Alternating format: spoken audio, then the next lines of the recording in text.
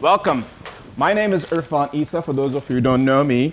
And today you're going to be basically somewhat being bored or entertained, depending on what you're interested in, about a lot of different things that we've been working on at Georgia Tech in the area of machine learning.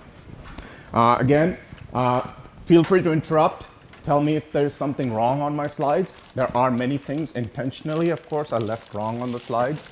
It was purely intentional, I assure you. So, tell me if they're wrong and correct me. And also help us, enlighten us, and also let's try to get a better understanding of what we want to do with machine learning at Georgia Tech. Again, for those who are coming in, try to grab a few seats. Seat yourself. If you want to come up in front, that's good too. Now, usually, if you ever come by, you'll see me give a talk on a topic like this. I work on video analysis. I'm interested in actually understanding what's in a video. And mostly what I actually work on is things like how do you analyze video to extract content from it, being able to, in this instance, do things like stabilize video. Other types of things we work on in my team is analysis of videos to understand what's the content in it. Can we understand behaviors in videos? And then other things we work on is also looking at videos and images that are coming in from the social medium. As you know, everybody's posting videos and images these days, understanding the content out of that one, and understand how new content is generated. Furthermore, I'm really getting more and more interested in this, trying to understand all of this video and image analysis stuff from the context of the mobile world. Mobile devices, the camera world has changed. If you ever come back to another talk from me, I'll tell you more about how cameras are changing, but not today. There are a few of my students in the room. If you want to raise your hands, some of them are here. Grab them later if you want, and you can talk to you more about our research. Today, we're not going to be talking about much research, but what I'm going to talk about is some of the stuff I do. So this just basically is the kind of other talks I usually give. Not today. We really try to understand what happens when you have loads of cameras.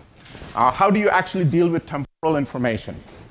How do you actually understand video, which is getting to be a huge medium, understanding things from it? Now, all of these issues that I'm talking about very quickly, what I'm going to talk about today, relate to what I get excited about.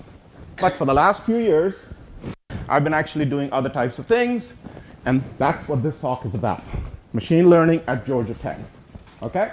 I've been actually now working on this kind of stuff with a huge group of people, all of the faculty at Georgia Tech, but leading this effort with me these days have been Justin, sitting right here, Sebastian, sitting back there, Lee, I haven't seen today. I think, oh, there he is. Lee, raise your hand again. Lee, you're short. I can't see you back there. At least from here, you look short. And then, of course, Kyla, right there. These are the four people who have been kind of helping and develop this whole effort that I'm going to talk about today. And of course, I get all the credit, right? So what we're interested in is trying to understand machine learning at a much larger scale. Of course, what's the first thing you do when you want to define something? You go to Wikipedia, as I did here. And I looked up the definition because, you have to keep reminding yourself what it is all about. Machine learning is being able to program something or learn something without actually being specifically stating what it is. It's a scientific engineering discipline that basically deals with the construction and study of algorithms that can make predictions from data. I've actually added the word observations in there because I actually believe observations are what sensors are also doing a lot of. Also, algorithms that basically build a model of the world and use that to basically create actuations and actions.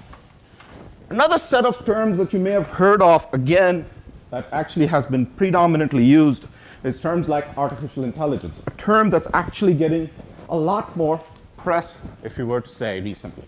Artificial intelligence basically is the intelligence exhibited by machines or software.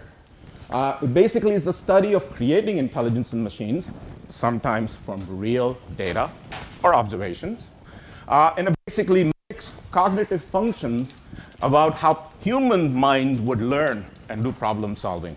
Well, that's what we want computers to do. For myself, I got started in the field of computer vision, that is the analysis of images, in about mid-80s, late 80s. And in that day, AI was actually still quite popular. We actually would use the word without being embarrassed. And then came the AI winter, right? I know the winter is coming common. Everybody knows that from Game of Thrones now. You might not know what it really means. It took 6 years for it to come. But it came for AI in the 90s and early 2000s and stuff like that.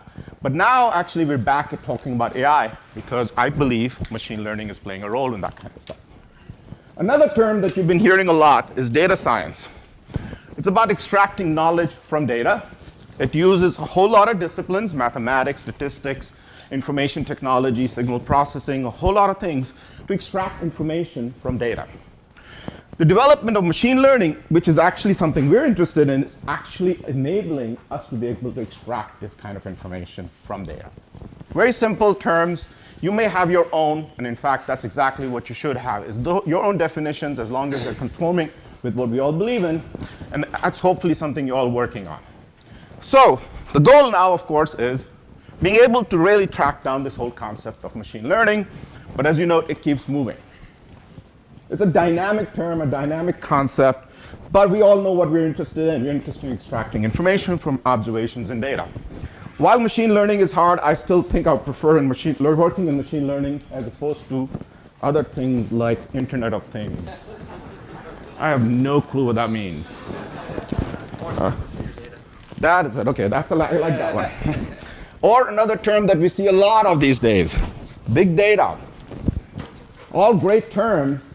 I will prefer to work on machine learning because I know technically what it is. It's a field that's been around.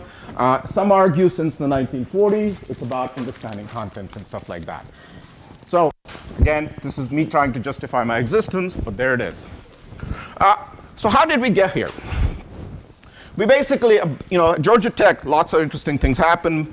Many conversations at Georgia Tech were happening in the area of machine learning before 2013. In fact, some of them were happening when I joined here in 1996, almost 20 years, actually not almost, 20 years ago. And those conversations were kept on going. And we started looking and asking questions, what's going on? And these conversations were not just in the College of Computing.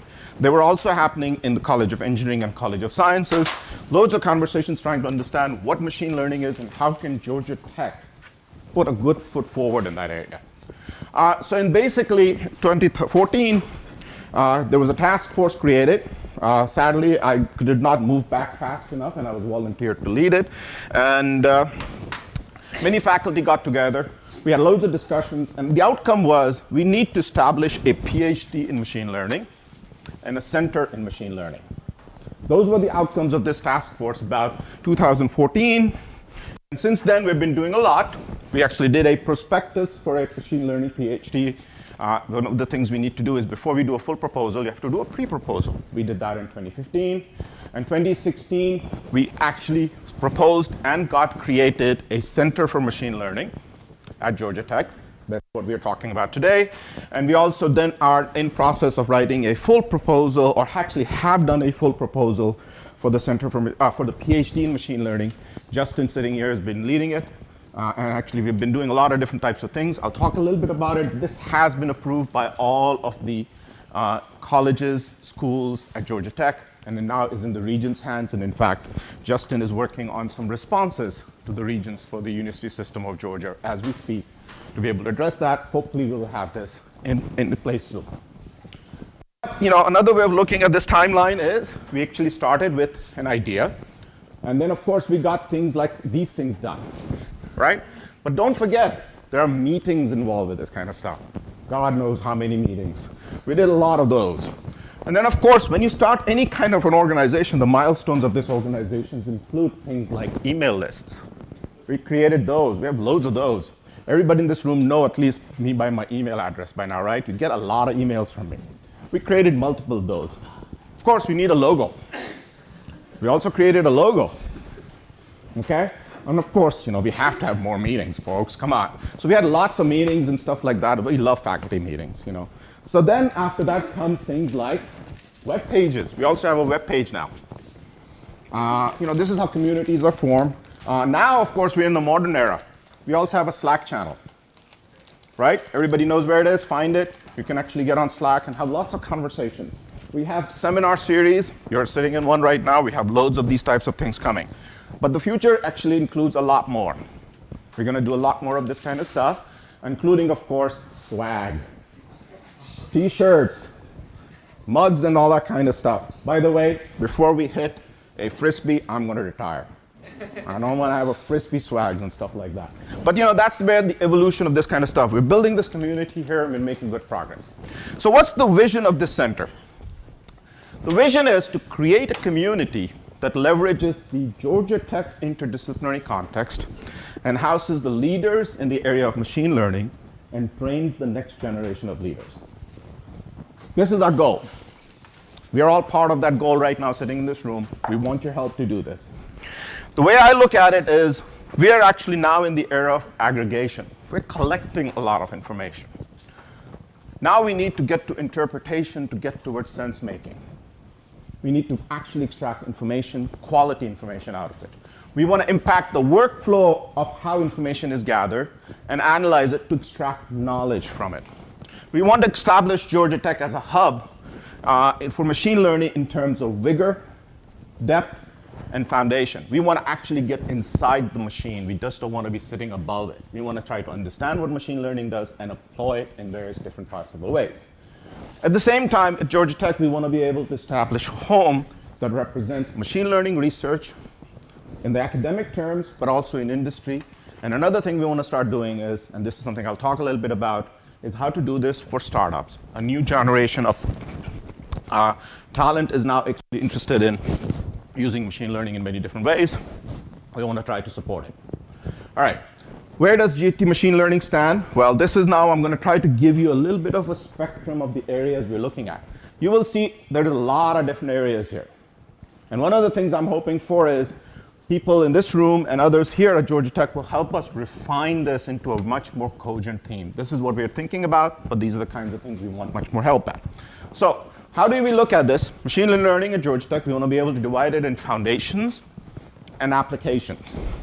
Because one of the things actually I believe has machine learning mature to the level we've gotten to is the fact that it actually has applications of people, what they can do with it, and you can actually start thinking about it. One of the first examples, and of course this is a very mature crowd, now I have given this talk to people who are much less knowledgeable about machine learning as a technical field, and everybody now knows that spam filtering was one of the first few applications of network-based machine learning, right? There are other instances, OCR, widely used, everybody now perceives that as pretty much, like given. Is one of those technologies that actually started with machine learning, and in fact, if you read more about it, pretty much people say, oh, you don't need machine learning to do OCR. Sure, maybe not. So applications have played a role in this kind of stuff.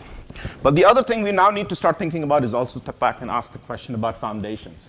In my many conversations with both industry and academics, there's a term that I've actually heard, some of you may have heard it, called, everybody's heard the word, gradient descent, right? A new term that I've heard is called graduate student descent, which basically says is give somebody an API and the graduate student will keep on changing the parameters until they get the best damn solution to the problem they're interested in, right? We are all very good at that. That's a very useful thing to do, but we want to actually not just do that. I would like for all of you, and I hope myself, to learn inside the algorithm, so before I start doing this optimization of how I change the parameters, I know what's inside the box. I want to learn the box and improve the box itself. So that's why we want to do both, okay? So the kinds of things we want to look at on the above part of this is these types of thrusts. I'll talk about them here. We have about 6 of them. I'm going to briefly touch on all of them. And then we're going to talk about a few of them in the application area.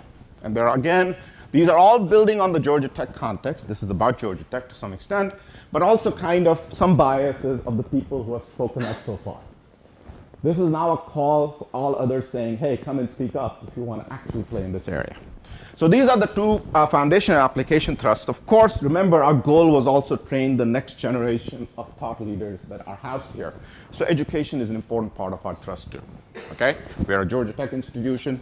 We want to try to understand this. Let's actually look at each and every one of these very briefly, okay? The first one really is about dynamic data.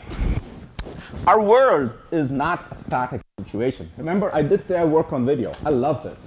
One of the beautiful things about video is it keeps coming at you. It doesn't stop.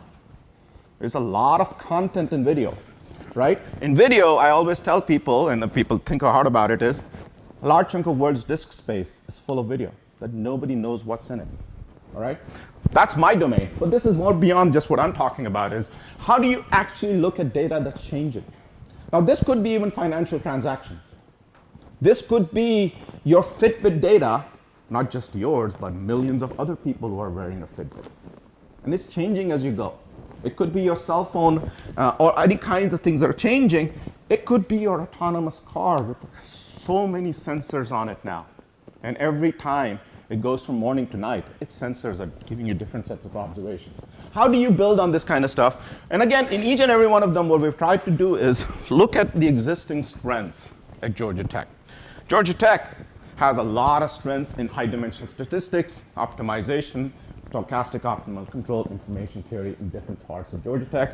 And I sometimes do list different types of entities. One thing you may know about Georgia Tech, and I'll make fun of this in a bit, it's an alphabet soup, right? Every organization has 3 or 4 characters defining it. You know, control systems, optimization, ARC, ACO, God knows how many of them are there. That's one major area that we will try to kind of understand how to deal with dynamic data. Next one, and this is something we see a lot of activity in these days. Again, I did say I was a student in the 80s. I finished my Ph.D. in the 90s. And in those days, we were seeing pretty much a fall off of the term neural networks. Nowadays, it's the biggest hot buzzword out there, right? Everybody here work on deep networks? Everybody here wishes they worked on deep networks? No. Okay. So, I mean, deep learning has become a common phenomenon, actually, and now you can trace back and look at what happened in the 80s, what kind of is the result of changes that happened in the 80s and the 90s that perhaps dissipated it. And now also looking back and saying, hey, we have a lot of annotated data. We have a lot of annotated data, and we have a lot of good computation. And also, we have a lot of bright people who have learned from their mistakes over the last 20 years and now actually are doing some really neat stuff in that space. It's an education paradigm too, right? All of these people are actually doing something. So here we want to actually also get inside the box of deep learning. One of the biggest challenges with deep learning has been is we need to make it work for unsupervised learning, not just supervised, when annotations are available. How do you kind of start doing this? Here again, we will look at people who know more about the machinery inside it. At Georgia Tech, we do have the neuro effort here, which really gets into the neuro part, the brain part of how neurosystems work. We also have people that are interested in the hardware side. CRINCH, which is the Center for Research in New Computing Hierarchies. How do I know this? Maybe I memorized it. So these are efforts that are going on. So that's another set of conversations, is how do you actually now get towards that understanding, both inside the box and also at the architecture level. So that's something we're working on also. This is an area that's also personally interesting to me. How do you find surprising data?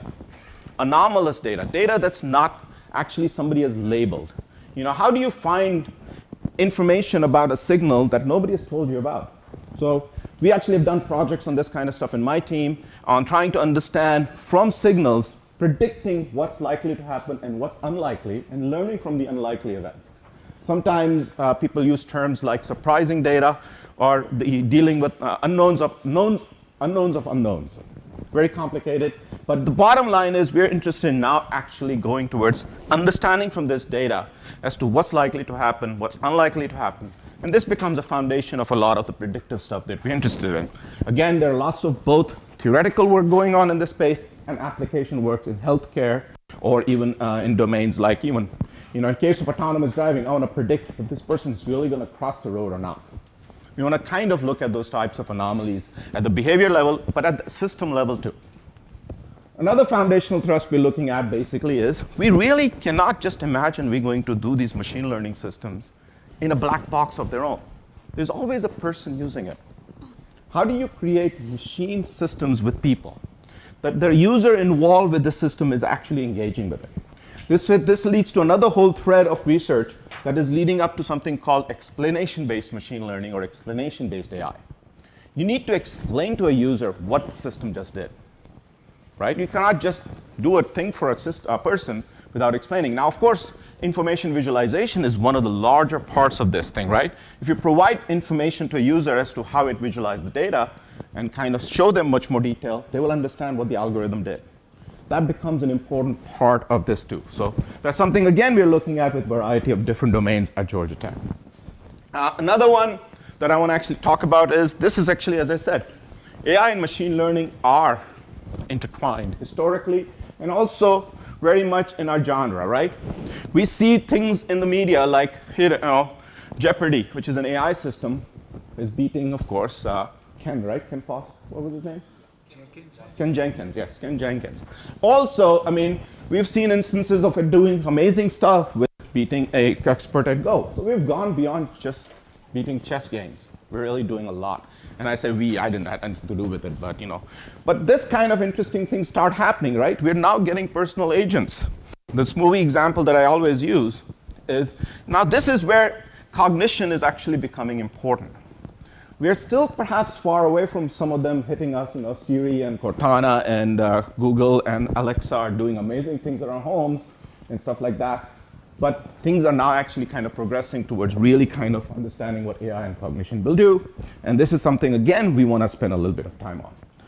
Now, the last one on the foundational thoughts we have to start thinking about it is what's happening with the data, right? This is getting to be a very challenging space, and we have to start thinking about what are the ethical impacts that this might have on both us and our society. So just a few sets of examples. Basically here, now trying to get to a sense of how do you deal with unconscious bias and how you train a system. You might just train it negatively. I was just traveling somewhere, and I posted a bunch of pictures from that nice travels. Everybody, after looking at those pictures, would imagine that the place I went to was perfectly clean and always looked beautiful and colorful. But those are the only pictures I shared. I actually didn't go down where there was trash. I did not take pictures where there might have been political riots or anything like that, right? So I just gave you a window from my perspective. And those kinds of things of unconscious bias can play into a machine learning system on how it trains it. We have people here, Devin is sitting here, who actually works on from the legal side of how to do this kind of analysis and also do an understanding of these types of paradigms. So these are kinds of issues that we're looking at from, or we want to look at on the foundational side. Let's look now down below, and again, I'm going to go through this very quickly. Some of them are relatively obvious as to what we want to now do on this side. Okay, we're going to get to education in a bit. Again, big area, machine learning and health. Mark Bronstein is sitting right here, a doctor in discipline. He's been struggling with lots of aspects of healthcare data, electronic healthcare. And he tells me, and so does many other people who have worked in this space, there's a huge amount of data in medical fields. Since we've started this center, we have had many people come in from healthcare companies, insurance companies, and says, okay, help us figure out how to do this kind of data analysis. We have a lot of data. Of course, some of their problems, by the way, are just nothing else but data transmission and data transportation and also translation. That is getting the data in the right format. But after they do that, there's a huge amounts of questions about how do you analyze this data to start getting into one of the biggest things we're interested in is, again, predictive analysis. Of course, there's a center here, Jim Ray and Jim Eng Sun run it, on computational health. Many other different types of efforts are also being kind of built up here that are going to be leveraging machine learning technologies to do this. Another area in this one is education. This gets interesting because we're sitting here. We have our own data, right? Georgia Tech collects a lot of data. Now, I'm going to scare all of Georgia Tech students and start saying things like, imagine if we can mine T-square. I know T-square is the one you should be scared about, right? Imagine if we could start using T-square and start learning from T-square as to how everybody is doing over time. When we predict their behaviors as to how their performance is going. And this could be a lifetime, right? It could even be tapping into your high school data and stuff like that. The scary parts, remember, that's why we want people like Devin to make sure we have the right kinds of privacy systems and stuff like that. But that's another whole area that we want to start looking at. Now also another thing starting popping up is online education. Another set of data. How do you start analyzing information from these types of things? So this is, again, works well because we have people here, domain experts on education, interested in these types of things. Another area, again, we have loads of domain expertise, logistics. Companies like UPS are close by. They get a lot of information. NCR some of you might be from NCR because they're also close by, so they come to these talks, came to me with a lot of different examples of, we would like to predict if our systems break down so we can send the repair people. Another form of data analysis. So many examples like that. And also in addition to that, we do have a lot of centers here within ISYE and stuff that really work with supply chain logistics. Again, any types of interesting things we can do with this thing. We can basically start actually really getting real data, real domains to work on in these types of things. Robotics or physical systems. This is where Internet of Things comes in. This is where robotics comes in. This is where I get a little bit more interested because I know something about this kind of stuff. And that is that how do you actually really use machine learning in physical systems? This could be from autonomous driving to, again, physical sensors that are out there in the environment. This is where it touches Internet of Things kinds of things. Again, a huge area. I was just recently asked to give a talk at one of the Internet of Things symposium. And I think Devin said it well. More sensor data, that's what they're trying to understand. Another area that we're basically thinking about is social computing. Social computing is, again, now trying to take all of this away from the physical world, but into the social network. Jacob here does a lot of work on natural language processing. How do you use that kind of stuff at large scale when people are talking about different types of things using text? Could be other types of things. This is where I get interested. Again, remember I did say I'm interested in mobile computing. Everybody's posting pictures. We just did a paper with Eric Gilbert on basically trying to analyze what kinds of selfies people take. And why do they take selfies of this type? Scary stuff. But that's the kind of stuff, again, we want to analyze with data. And analyze the content of these pictures and stuff like that. Again, this leads into other examples. We can start getting into things like disaster recovery scenarios and stuff like that. Smart cities is getting into this concept, right? So lots of different types of things are popping up. Another area that comes in is, again, information security. We have a strong center here, an Institute for Information Security. There are several leading people in that space. Manos, I forget his last name again, in ECE, and then, of course, Wenki Lee in computing, who have been doing a lot of work on trying to use machine learning to predict threats and also predict likely of different types of things that we can do, because, again, you cannot expect somebody to be able to predict and curtail these types of perhaps bad actions purely just by watching them. You have to have systems that can adaptively model them. Some of the anomaly detection behavior stuff that comes in earlier talked about relates to this too. Another area, of course, is, again, because we have a business school and also people in our math and industrial systems engineering people work on financial data too. So how do you actually do predictive analysis? This is another area that I've had loads of companies come to me and say, oh, we need to have something interesting happen. This one, if anybody's interested in these types of things, come talk to me. I know I'm talking to a lot of different types of people, but there's another huge amount of interest in these types of things. Again, predicting these types of things. Going through this very fast, but I just wanted to set the stage for a lot of different types of things, and we'll open it up to different types of questions soon. Let's talk a little bit about education. Oh, the animations didn't work as well as I would want, but sure. We are basically now have a proposal out for a PhD in machine learning. So now students could choose to have a Doctor of Philosophy with a major in machine learning. This is the first page of the document that Justin has worked very hard on. Basically, this is an effort that will cross 3 colleges: College of Engineering, College of Computing, College of Sciences, 7 schools: electrical and computer engineering, industrial systems engineering, biomedical engineering, computer science, computational science and engineering, interactive computing and math. And the curriculum mostly consists of courses that already exist with some update. The goal of this course really is this PhD program is to optimize over rigor and flexibility. We want everybody to get inside the box, but we want everybody to have a lot of different boxes to also look at, okay? And we have looked at existing interdisciplinary programs. Georgia Tech has many of them, ACO, robotics, and stuff like that. So this is something, I'm going to give you a quick overview of this because I know there are many students. I've been getting a lot of emails from students asking about this program. Here we will be building on systems, or at least knowledge that exists in the area of statistics, optimization, numerical analysis, probability theory, computer science, and signal processing. One of the unique aspects of this program is we have completely embedded with engineering. Now, one thing which, of course, when we started proposing this, I got a call from several people saying, but who else has a PhD in machine learning? Now, there are actually several graduates in this room that have a PhD in machine learning already. They went to Carnegie Mellon. Carnegie Mellon is the only institution that offers a PhD in machine learning. And it's a machine learning degree that actually is combined between computer science and statistics. Here, we're trying to kind of challenge the equation a little bit by getting into much more of the engineering. The way I look at it is, with our degree and our programs, we're going to get closer to the sensor, signal processing and stuff like that. We're going to closer to the actuator, because we're going to work with robotics and people who do that kind of stuff. And we're also going to get closer to the iron, the computing machinery itself, because that's where some of the new times or paradigms of Moore's law and stuff are going to change. That's where we're going to try to build these courses, and that's what we've done, is build all of these courses out of that. There will be overlap in courses and stuff like that, but no part of that what actually does is actually we're trying to now basically bring all of these things together to create a new program that allow people to kind of really sample much more rigorously different types of topics. A couple of quick pointers here. In demand, one thing I do not recommend unless you're looking for a job is to go in LinkedIn and type in machine learning PhD search.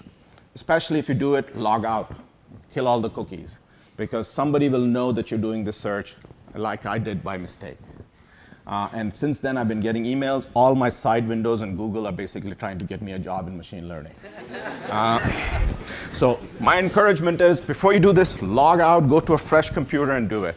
But if you do it, you're going to find, and in fact, in one simple search, I found on LinkedIn over 100 jobs just in the Atlanta area saying PhD in machine learning. There's no degree called PhD in machine learning, folks. So something is odd here. But that's the demand. There is a huge amount of demand for this. And we see this right now. This is actually numbers from about 2 years ago. This numbers went up. And computer science right now, PhD applicants, the largest used keyword is machine learning. And in fact, the number is almost 30% of all applicants now. This is 15, this is a little old. The numbers are on higher things. Our class sizes are huge. I mean, some of you are in the machine learning class right now, right? How big is it? How big? Nobody? 32? That's a small class, okay. I mean, there are over to, Lee, how big is your class last term? Huh? 300. Reminds you of your calculus classes, right? And actually, that's the point. So my dean, who was really supportive of this kind of degree, basically made a statement saying, machine learning is the calculus of this generation. Right? The size of the classes, at least, that's the thing. I kind of recommended that he change it to linear algebra. Because I think I can connect that a little bit more. Calculus, maybe not. But that's the kind of stuff that's changing. Mark Davenport from ECE did a little bit of study of the ECE applicants. 15% of ECE applicants also want to do machine learning. The same thing is kind of showing up across the board in many different majors. ECE classes like the one that Justin and Mark teach, enrollment's getting bigger. This is, industry demand is hard to kind of say, but we know companies like Facebook, Google, Amazon want to recruit people. I'll talk about this in a bit, but it's not just these companies want to recruit people. It's others too. I'm going to skip over some of this because I want to get to a little bit of an understanding, but you kind of say, we know this. This is going to be a Georgia Tech degree. It's going to be hard, right? It's not going to be easy, I can assure you. We're going to make you folks work hard, and because that's, we are evil people. That's what we do. So there's going to be a lot of stuff in there, lots of courses, and you're going to have to go through this process of figuring out how to do your thesis, and there's going to be things like core curriculum courses. There are going to be area things and qualifying exams. We love to see people sweat, right? Oh, wow, sorry, it's being recorded. I shouldn't say this loudly. It'll be easy. Join us. There will be a doctoral minor, a research proposal, and a PhD dissertation, all of the usual stuff. So that just kind of gives you a summary of this. We hope this will be online and running from fall 2017. We will transfer some people over who want to transfer in this program. One thing I do want to say is this will be housed in each and every one of the primary units. So ISY will have their own students, ECE will have their own students, math will have their own students, computing and computer science will have students, pretty much like an interdisciplinary program that we talked about. All right, so where does machine learning at GT fit into the great Georgia Tech picture? Now this is where I'm going to confuse the heck out of all of you, okay? Because here is our world. This is where we are, machine learning at Georgia Tech, a center that we have now founded and created. We, of course, know that Georgia Tech has many different entities. Get ready for alphabet soup. All right, here, of course, are our colleges and schools, right? We have colleges. Each one of them have schools. By the way, I can tell you on our faculty list, we have faculty from each and every one of those units, okay? Oh, it's not done yet. Jacob, don't take a picture. It's coming. It's getting worse. It's getting worse. Okay? Then on the other side, we have things called interdisciplinary research institutes, where, and sometimes, for those of you who may know it or not, we have what is called a matrix organization. Academic units, research units, right? So we have basically a whole lot of them. We're kind of trying to be affiliated and are affiliated strongly with the data engineering, the robotics, IPAC, energy. This is the information security. GTRI is a major research into and manufacturing. So we are affiliated with all of those. Then comes these Interdisciplinary Research Center. We are one. IRC is our designation. And we have GVU, supply chain logistics, neuro I talked about, Cringe I also talked about, and there are several more like that. Then, of course, we're also kind of engaged with various entities like the commercialization entities that exist. There are many gazillions of labs at Georgia Tech. Many of them, CPL is the one that me and a bunch of vision folks work on. Social computing I referred to already. Lots of different types of comp journalism. Again, myself. And then other centers that exist. I mean, you just don't have enough room on this one. So my claim is we're somewhere in the middle of this mess. Or putting it positively, we are the most important person in the table. So, it depends on your perspective. We are important. We're going to do stuff that everybody needs, okay? So that's something which is valuable for us to think about. Let's put this in a little bit of context because now I'm going to say how are we going to do with this next. So far, our focus has been trying to build this entity inside, trying to build this community and stuff like that. Now we need to look outside. So, possible partners that we kind of want to look at, and this is something, again, I need help from people here, is we want to be able to look at government. And of course, one of the things in academia we also have to figure out is how to fund all of this. We will look at academia. We want to build partnerships and stuff like that. In fact, Sebastian has been trying to get a lot of MOUs built with a bunch of different, not just industries, but also academic units, so we can actually start collaborations with them. And then also corporate. Corporate is a new beast. It's a different beast than it used to be. And it's ever-changing. It's a diverse set of things, and we basically have to understand this. So we'll talk about that in a bit. So here is basically one way to think about corporate. And this relates back to our demand also, right? There are several types of companies that are in the area of machine learning. One I define as active. These companies not only know what machine learning is, pretty much have had a role to play in defining what the modern concept of machine learning is. These companies are coming to us because they want to hire people. And in fact, they've changed the equation to some extent that, the Googles and the Microsofts, the Amazons and stuff like that they're coming to me and saying, that, we just produce students. We want all of the good ones. Okay. And this is actually challenging what would have been considered an active company like IBM, right? IBM comes to me and says, could you not send all of your students to Google and Facebook? Because we want to hire some of them. Well, so let's figure out how to do this. And IBM could be considered an active company in this space, right? They do things like Watson. I mean, come on, they're not new players in this game. So this is getting kind of an interesting.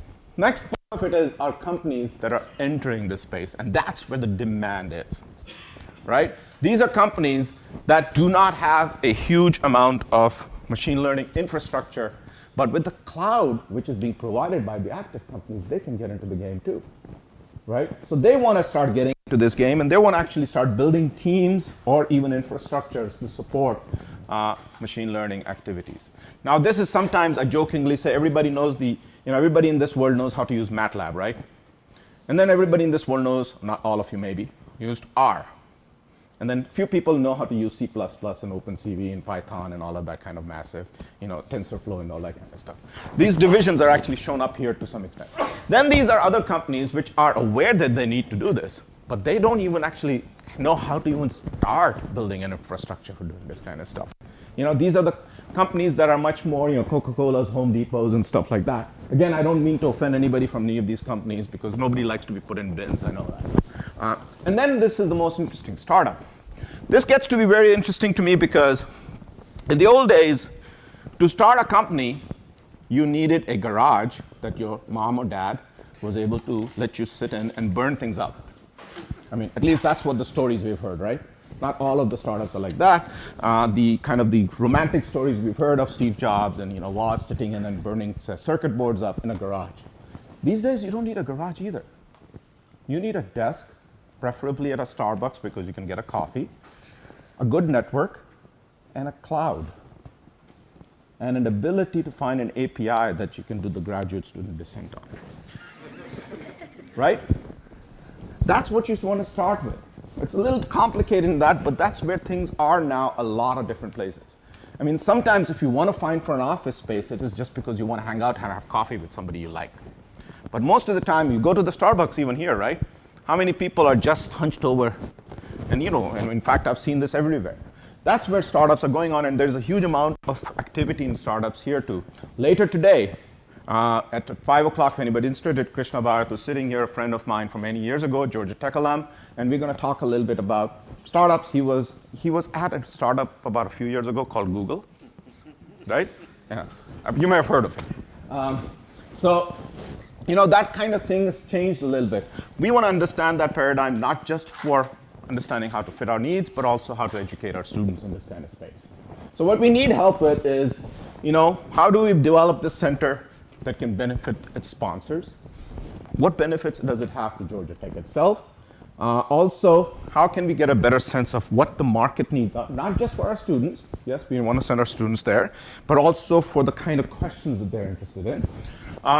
We want to build connections. LinkedIn is great for people-to-people connections. We need to do a little bit more of that kind of stuff. But this is where the key is. We want to be able to do lots of conversations about Hilbert ideas. Everybody know what I mean by when I say Hilbert ideas. The Hilbert challenge problems, right?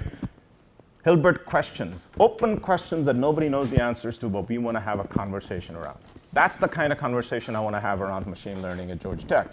Is if you have a question that you do not know the answer to, but you think you can get together with a bunch of people, some of them could be completely from a different discipline yourself. Let's sit down, discuss, and write them up so we can start getting into that conversation. Open questions like this is what we need to do more and more of. What's coming up next? Well, one, we're going to be slowly transitioning towards what is called a machine learning neighborhood. It's a new concept that we're going to have neighborhoods here at Georgia Tech, more about discipline. And we're going to be housed in this beautiful building that you may have heard of. The Coda building that's showing up next to the bookstore. You might have seen some construction going on around it. It's a 75,000 square foot mixed use building. Georgia Tech will occupy half of the office space. It's a new home for the machine learning at Georgia Tech Center when it's built. People have asked us, where would you like to be placed in this one? And since, you remember, I showed you that figure, we were right in the middle. I said was put us on the stairwell because everybody will have to walk by us. Some of my colleagues did not like that. They're like, what do you mean? Stairwell, for God's sakes. But we will be there. But, talk to Justin and Sebastian sitting there. If you're interested in learning more about it, they're kind of navigating this complex aspect of space planning and stuff like that in new buildings. But it looks beautiful, doesn't it? I mean, you can see this old building is still being maintained. So this will be good. And I hit the wrong button. We're almost done.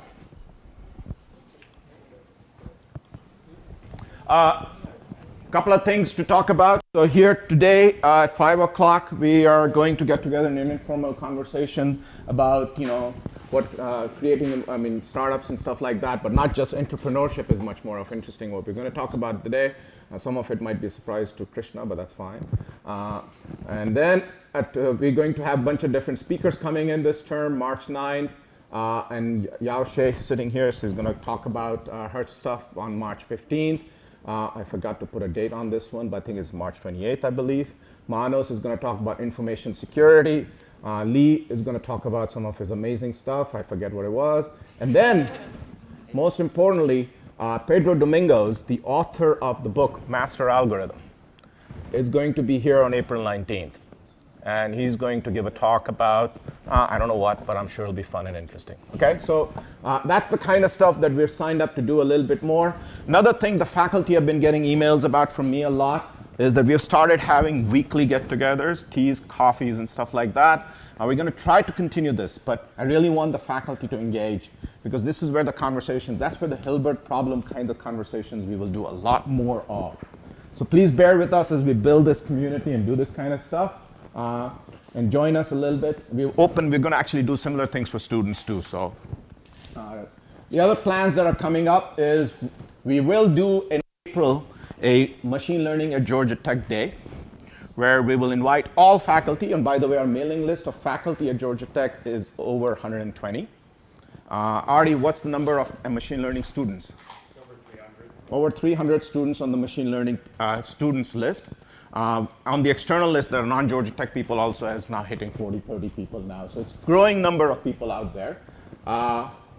So we're going to do that. We're going to create an open session. We will have poster sessions for students and stuff. Again, the intent is to build that community. We will have focused workshops in variety of thrusts. One of the soon to come by will be the machine learning and energy and sustainability types of stuff with the Strategic Energy Institute. Machine learning and robotics with the Robotics Institute that we're working on, and machine learning and InfoSec with the InfoSec and privacy stuff. We are working on MOUs, memorandum of understanding, with different types of things. We are working on collaborations, and what we really want to kind of see is much more of conversations on white papers, on big ideas, Hilbert problems. This is the book I was talking about, what Hilbert wrote about the big open questions in mathematics, and that's where the term comes on. Some quick final thoughts. Good news to share. One, of course, is we have several of our colleagues who have just in the last few weeks received some amazing awards. Mark Davenport got the Sloan Fellowship, Yao Shea got the Career Award, Karen and Devi got the Google Faculty Awards, Dhruv got the ONR Young Investigator Award, and then, of course, join me in congratulating Mark, Eric Gilbert, and Leigh for getting a tenure and promotion at Georgia Tech. This is one of the good things, is just to kind of start showing the strength of this community that already exists, okay? And then, of course, this is out of sync again.